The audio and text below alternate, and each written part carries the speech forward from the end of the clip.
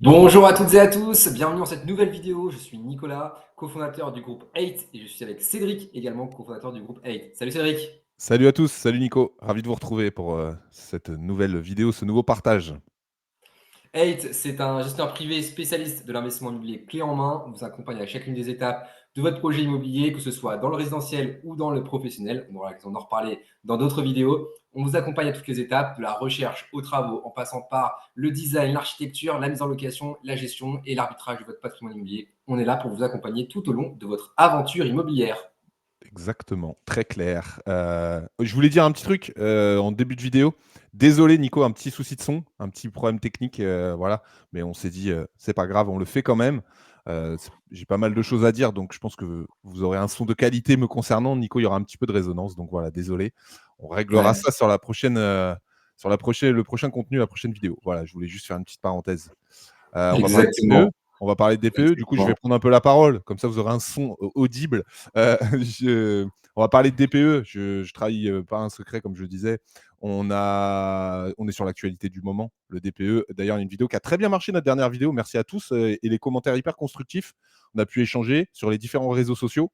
D'ailleurs, suivez-nous, LinkedIn, Instagram, YouTube évidemment. Mettez des pouces, abonnez-vous, enfin tout ce qu'on fait bien. Surtout, mettez des commentaires constructifs. Vraiment, c'est toujours intéressant parce qu'on peut en parler.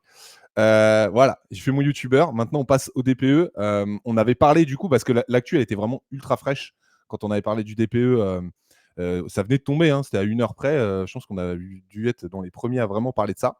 Et puis, bah, forcément, il y avait des approximations, pas du fait qu'on n'ait pas bossé, mais du fait qu'on n'avait pas encore toutes les infos. Alors, il y en a encore pas mal, il y aura encore un peu de conditionnel dans cette vidéo, mais on a déjà un peu plus de précision. Donc, on s'était dit que ça pouvait être intéressant, d'une, d'en parler, un petit peu de manière assez théorique. Vous savez qu'on aime bien après dans le concret. On avait parlé dans la dernière vidéo d'un simulateur qui allait être mis à disposition par l'ADEME pour justement voir la nouvelle note potentiellement quand il y a du changement au niveau de votre DPE. Le simulateur est en ligne, il ne l'était pas quand on a fait la vidéo en début de semaine. Du coup, on va faire quelques petites études de cas et on va voir qu'il y a des petites choses qui nous interrogent, on va dire, par rapport à ça. Donc voilà un petit peu le contenu de tout ça. Tu me dis, Nico, si j'ai oublié, mais je crois que j'ai été complet. Non, non, on n'est pas mal du tout. Du coup, on va illustrer en fait ce nouveau simulateur avec des projets concrets qu'on a dans notre bonnette, des projets réels hein, qui sont soit sur le point de sortir, soit déjà sortis. Ouais. Voilà. Même certains qui signent en compromis à la fin du mois. Donc Ouais, vraiment, ouais. on est hyper transparent là-dessus. Voilà, je vais commencer. Je commence par la première partie. Avant de rentrer vraiment sur cette partie simulateur, je vais faire un petit peu de théorie. On va un petit peu continuer à détricoter la pelote de tout cette espèce de bourbier DPE là, qui tient un peu en haleine tout le monde, enfin tous ceux dans le monde de l'investissement en tout cas. Bon, pour rappel, il y a toute la réforme. Je ne reviens pas surtout. Allez voir la vidéo précédente. On résume tout très bien. Mais il y a deux, trois éléments qu'on n'avait pas du coup développés.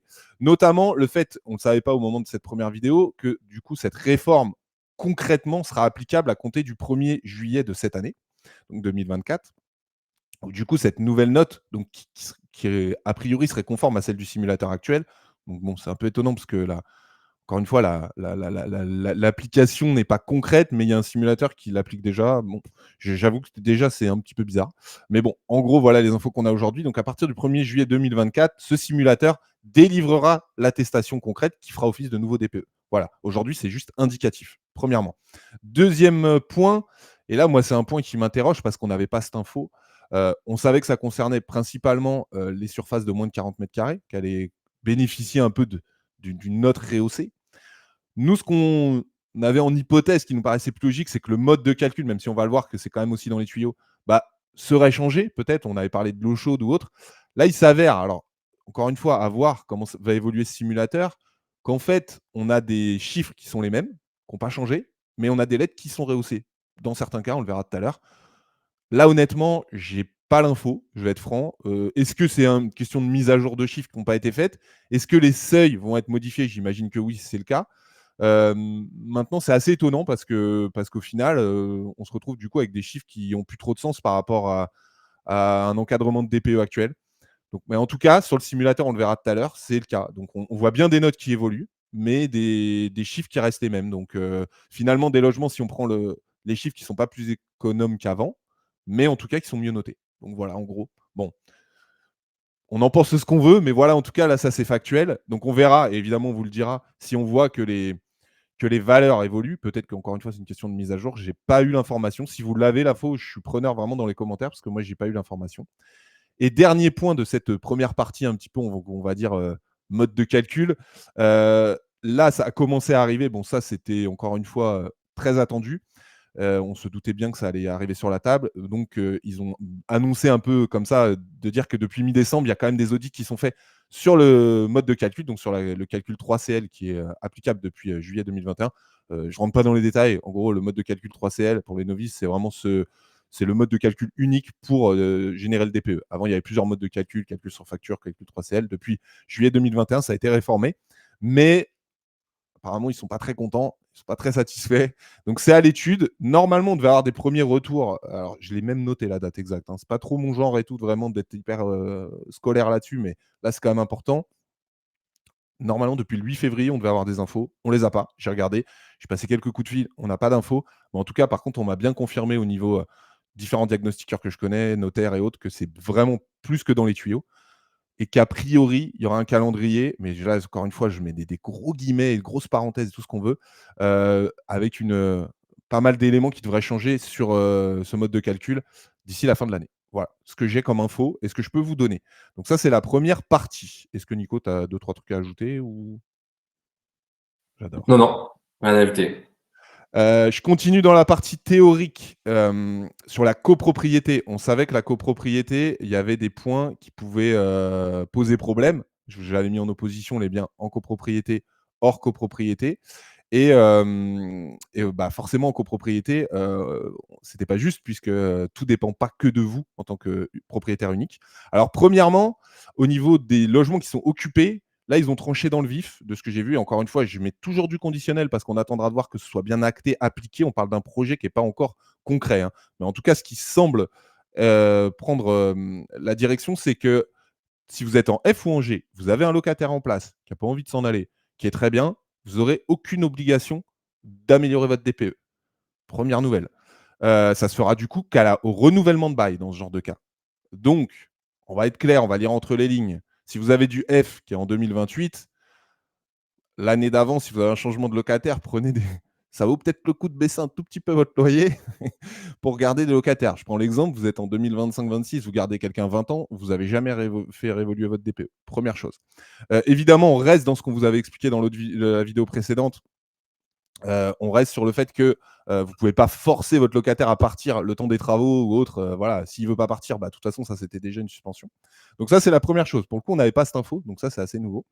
Et au niveau des travaux de copro, j'avais évoqué certaines choses, mais on manquait d'éléments, notamment sur une suspension d'obligation de travaux, si vous êtes concerné en tant que patient énergétique, s'il y avait des travaux de copro qui étaient dans les valises, on ne savait pas trop. Est-ce que c'était sur discussion en assemblée générale? Est-ce que c'était si les travaux avaient été votés? Donc ça, on en sait plus. À compter du moment où en assemblée générale, vous votez vos travaux, par exemple, ravalement plus isolation par l'extérieur, c'est voté. Pendant 2 ans, vous avez une exonération, vous n'êtes plus concerné. Ça suspend complètement les interdictions. En gros, le temps que les travaux se fassent, ce qui me semble assez cohérent en réalité. Mais par contre, il y a une nouveauté, parce que ça, on en avait parlé, et là, pour le coup, qui est assez clair et qui, pour le coup, a un peu de sens, très honnêtement. Si vous êtes dans ce cas-là, alors vous avez compris, hein, ça va être à tiroir l'affaire, hein, de toute façon, on l'avait compris, ça. Si vous êtes dans ce cas-là, que vous faites des travaux d'amélioration, il y aura du coup un DPE collectif qui prendra la main sur votre DPE individuel. Et là, on regroupe un peu ce dont on avait parlé là, il y a quelques jours, où justement, ils avaient évoqué ça comme ça et on ne comprenait pas bien. Donc, en gros, quand vous êtes concerné par des travaux de copro qui amélioreraient, du coup, typiquement, isolation par l'extérieur, on va prendre cet exemple, et que, admettons, vous passez en D au niveau de la copro et que vous restez en F parce que, j'en sais rien, on prenait l'exemple d'un dernier étage et autres, c'est votre DPE collectif qui prend la main. Donc, vous n'êtes plus une passoire énergétique. Voilà. Faut suivre un peu l'histoire. J'essaye de vulgariser un petit peu le truc, hein, parce qu'honnêtement, je me suis pris pas mal de trucs et croyez-moi, c'est un peu lourdingue.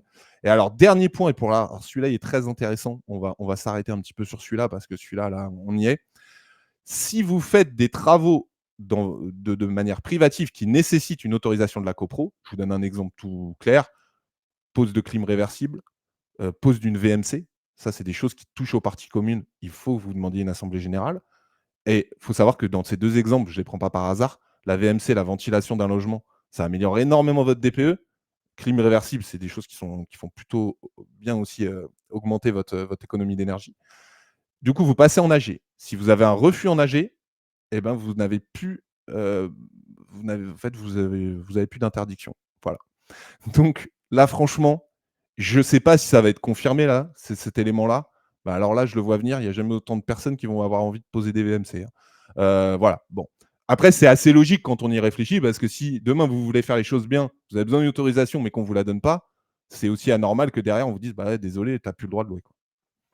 Voilà, c'est quelques petites précisions qu'on avait. Je crois que j'ai à peu près fait le tour de tous ces éléments.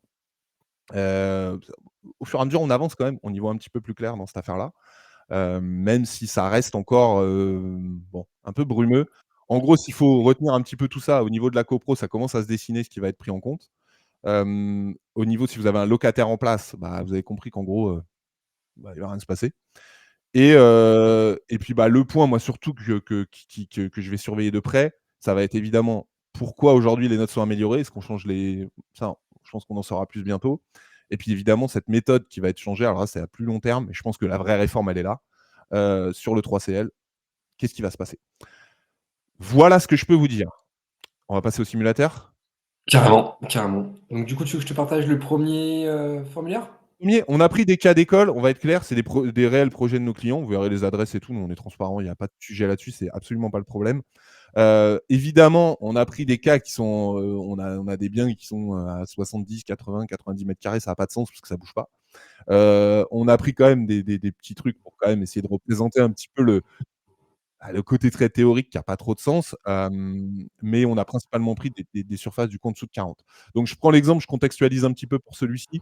On est sur un bien qui a 2 niveaux, qui fait, de mémoire 28 mètres carrés au sol et 17 mètres carrés carrés. C'est un bien pour le coup, bah, qui était pas du tout une passoire énergétique avant la réforme de 2021, qui l'est devenu, et c'est un bien qu'on est en cours de rénovation, où on a déjà fait le nécessaire au niveau de l'isolation. Ce qui est pas une perte non plus, puisque, ça reste, comment dire? Ça reste du confort, en fait, si vous voulez, de quand même bien isoler un logement, hein. Au-delà de ce côté très réglementé, ça peut être aussi très bien de bien isoler votre logement pour que votre locataire il soit bien, Et, et pour le coup, pour cet appartement, ça valait le coup de le faire dans tous les cas par rapport absolument. au confort du locataire. Ouais, c'est ça, il y a C'était beaucoup de sous-pentes, on est sous les toits, donc voilà, chaud, froid, et cetera. Alors, tu vas me rafraîchir la mémoire, je suis désolé parce que j'ai fait là, le simulateur, ça fait 2 jours que je peux vous dire que je le fais tourner, hein. Si vous avez eu du mal à vous connecter, c'est de ma faute, hein, je vous le dis, hein, parce que le nombre de trucs que j'ai testés. Je crois de mémoire, je sais plus si on était en E ou en F sur ce logement-là. Je veux bien que tu redescendes du coup, s'il te plaît. Ah bah, alors attends, juste au-dessus. Alors voilà, ça c'est le DPE existant, comme ça vous voyez un peu comment ça se présente. En gros, vous avez un petit moteur de recherche, vous mettez votre numéro ADEME au-dessus de chaque DPE. D'ailleurs, vérifiez-le pour voir si votre DPE est bien juste à ce qu'on vous a vendu. Et vous avez du coup le DPE. Donc là, on est en F économie énergie, B en gaz à effet de serre. Hop, j'ai une petite galère, décidément, c'est journée technique. J'ai plus de batterie. Alors je suis désolé, je vais avoir une lumière qui va être moins bonne. On va bénéficier. On va. Non, mais franchement, je vous jure, hein. Hop là. On est bon, voilà, on est sauvé, ça devrait pas couper. Désolé, du coup, l'image est moins bonne, mais c'est pas l'essentiel.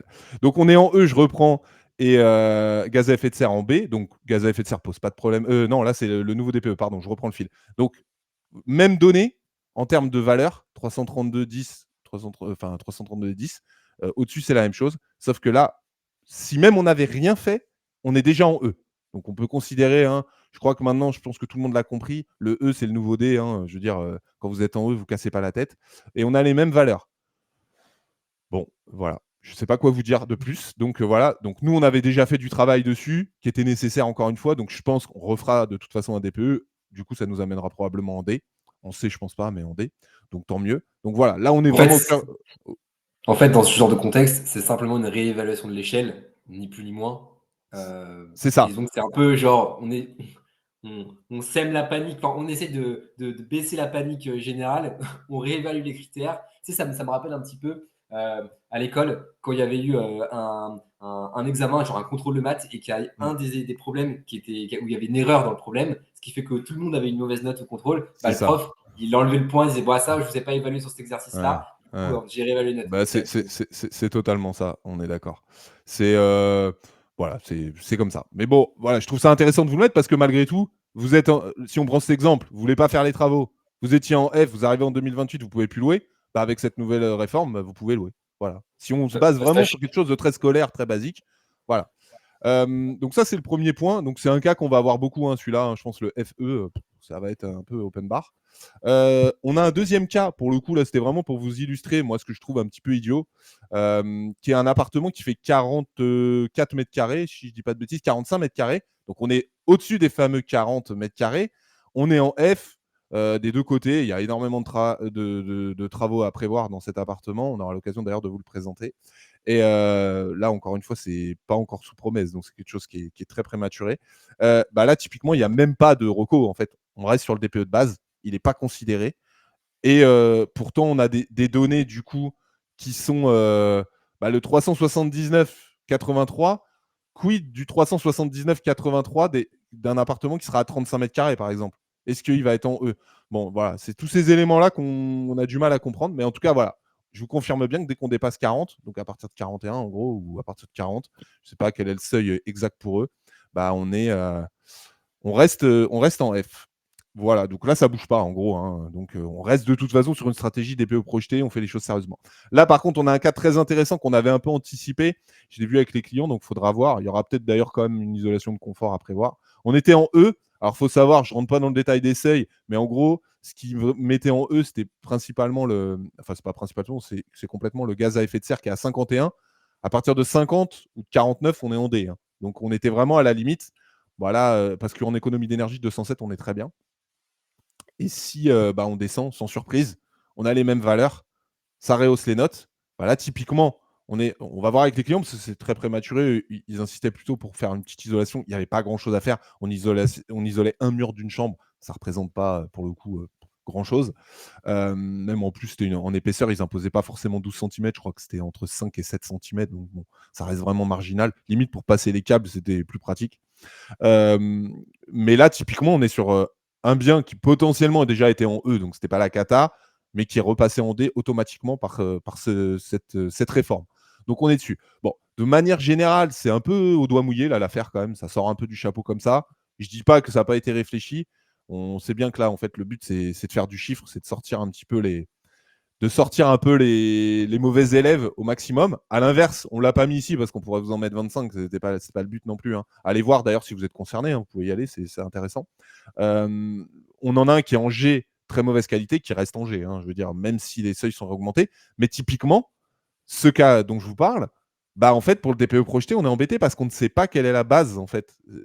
Ok, on est en G, mais on est à combien en G? Et à partir, c'est quel montant qui fait qu'on remonte? Et du coup, bah, on est un peu bloqué. Donc c'est un peu tout ça qui met un peu de temps. Donc j'espère que ça va se décanter un peu. Là, c'est d'une manière très précise opérationnelle pour nous, notre business, notre travail. C'est des choses qu'on doit anticiper et qu'on va anticiper. Et globalement, on avait déjà ce qu'il fallait. Mais c'est vrai que derrière, ça reste un peu flou encore, même si entre maintenant et il y a une semaine, on avance quand même, hein. On avance pas mal. Ouais, tout à fait. Et puis, en tout cas, on voit aussi que notre stratégie de base de prudence, enfin, notre conseil de Ouais, bien sûr. prudence par rapport aux travaux à effectuer, s'avère être payante parce que du coup, on voit que les projets déjà passés, ceux qu'on a déjà sortis en début d'année, on n'a pas surpayé les travaux, surinvesti les travaux. On a fait ce qu'il fallait faire pour isoler correctement et avoir les bons DPE. Aujourd'hui, bah, un investisseur qui serait passé par une phase de travaux ce dernier semestre ne se sentirait pas, n'aurait pas de regrets par rapport aux travaux effectués, en tout cas en passant par chez nous, parce que finalement, on a eu cette politique de prudence et je pense qu'on la conservera toute l'année. Tout à Parce que fait. là, on voit bien clairement que c'est une réaction d'urgence, ce qui a été procédé là, pour faire face à la crise du logement. Est-ce que ça va y répondre? J'en sais rien, mais en tout cas, le problème de fond, le vrai problème n'est absolument pas corrigé. Là, on enlève un peu la poussière sur l'étagère, on se dit, vas-y, c'est bon, on remet tout ça un petit peu Complètement. propre, on passe un coup d'éponge. Mais la réalité, c'est que le problème n'a pas été traité. On va voir en fait la véritable réponse d'ici la fin de l'année avec la revue du calcul 3CL, voir ce qui vont en sortir. Je Mm. suis assez convaincu qu'avec l'arrivée du nouveau ministre de Logement et le staff et les décisions qui ont été prises récemment par le Premier ministre, enfin en tout cas les annonces qui ont été faites, me laisse croire à ce qu'il y a un vrai bouleversement dans les prochains mois sur le logement. De toute façon, c'est un élément, une pièce maîtresse essentielle à un pays. Et aujourd'hui, voilà, clairement, on sait que ce sujet va être traité correctement dans les prochains mois. Maintenant, là, il y a une phase de transition où c'est clairement le bazar, c'est clairement la Mmh. crise. Et on essaie de corriger un petit peu comme on peut. Et comme je disais, comme je prenais l'exemple de l'examen de maths où il y a des éléments qui fonctionnent pas, voilà, c'est la même Ouais. chose. Complètement, c'est un peu ça et c'est vrai qu'il y a aussi une grosse pression, notamment des promoteurs, des gros promoteurs immobiliers. Il y a plus rien qui sort de terre en ce moment, c'est compliqué. Donc en soi, eux, ils sont pas directement concernés, mais c'est quand même quelque chose qui est pas incitatif de mettre cette problématique, donc il faut qu'ils règlent des problèmes. Je pense qu'on a cette partie-là, on a la partie, emprunt bancaire, c'est pas le sujet du jour, mais qui est aussi en train un peu d'évoluer. Voilà, c'est 2 sujets majeurs qui sont en train de régler. Mais voilà, on suit ça de près, vous l'avez compris. De toute façon, je crois que j'ai pas une journée sans avoir 25 milliards de demandes sur ce sujet-là, que ce soit à travers les réseaux, que ce soit les clients, que ce soit les vendeurs, que ce soit les propriétaires, que ce soit n'importe qui, des agents et autres. On parle de ça quasi H24, mais en même temps, c'est un sujet essentiel. Donc voilà, mais comme tu le dis, je pense que ça prend le bon chemin d'une correction à voir. Et puis encore une fois, nous, voilà, on a des règles, il faut le faire. Par contre, il y a une chose, et je finirai là-dessus. Euh, Isolé, il y a le DPE, mais il y a aussi la qualité de votre logement. Et la qualité de logement, au-delà de ce qu'on disait, pour bien y vivre, ce que je pense est assez important, pensez aussi à votre vente. Demain, un logement qui sera de toute façon, comme ça l'était avant, un bon DPE, c'est des choses qu'on peut mettre en avant. Je veux dire, l'écologie est au centre de la préoccupation de beaucoup de gens. Et c'est un enjeu majeur, c'est évident. Mmh. Évidemment que sur un marché 2 apparts identiques, hein, qui est bien isolé. Moi, je peux en parler. J'ai la chance d'habiter un logement qui est extrêmement bien isolé et mon vendeur avait fait le travail. C'est très confortable au quotidien et forcément, ça valorise le bien aussi. Ça se paye. Donc pensez-y Bien aussi, sûr. sans partir dans des délires absolus. Mais vraiment, je pense que c'est aussi important de réfléchir à ça et de changer notre manière aussi d'aborder les travaux, que ce soit résidence principale ou locatif, parce qu'on y viendra en résidence principale, je Mmh. doute.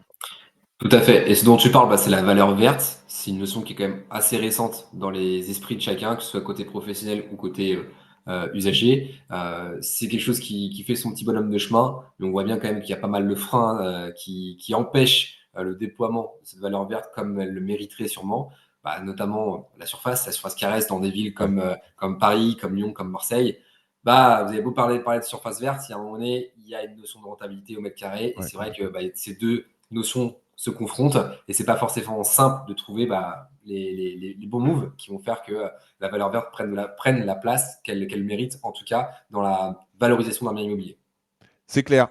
Voilà, en tout cas, j'espère qu'on vous a amené du complément d'information. Encore une fois, n'hésitez pas à réagir. Je sais, on l'a vu hein, avec la vidéo qui a vraiment suscité beaucoup d'intérêt et ça nous fait super plaisir.